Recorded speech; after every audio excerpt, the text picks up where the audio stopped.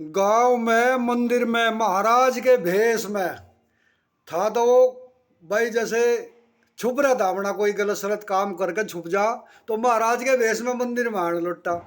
भाई लोग बाग भी भाई जैसे देखो भगवा बाना कर ले तो सभी अपना पूजा पाठ करने लगे, उनकी अच्छा खुआन पियान लगे, लेकिन उतनी ज़्यादा सेवा नहीं हो रही थी। अब एक ही आदमी वो थोड़ा थोड़ा सुल्फा सल्फा भी मारा गया था और वो महाराज जी थोड़ा बैठल लगा। कह रहा महाराज जी कहाँ?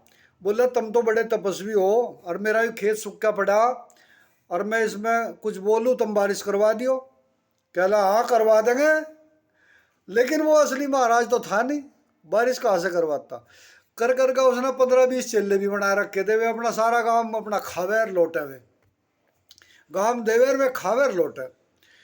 अब भाई वो कह लगा तो बारिश बताओ कब होगी? कह रहा 8 दिन में हो जाएगी। कह रहा ठीक है, तो तब तक मैं खेत तैयार कर लूँ।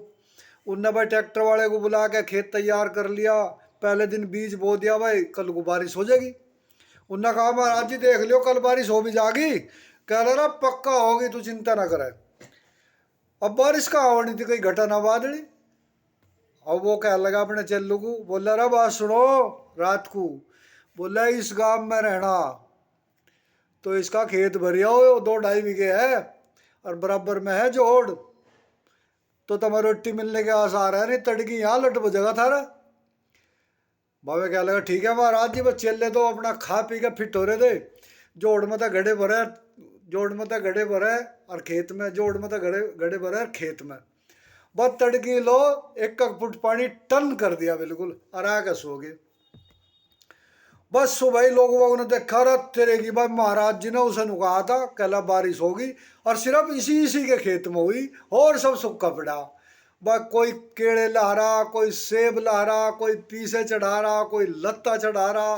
महाराज जी पूछ गए और चले अपना सो रहे, सारी रात काम कर रखा था। अब एक और आ गया कि अल्लाह जी 5 बीघे का क्या रहा है, और जो हवन मवन जो भी कहोगे वही करवा दूंगा, पर इसे भरवा दो किसी डाल, मेरी तो फसल ही सूख गई।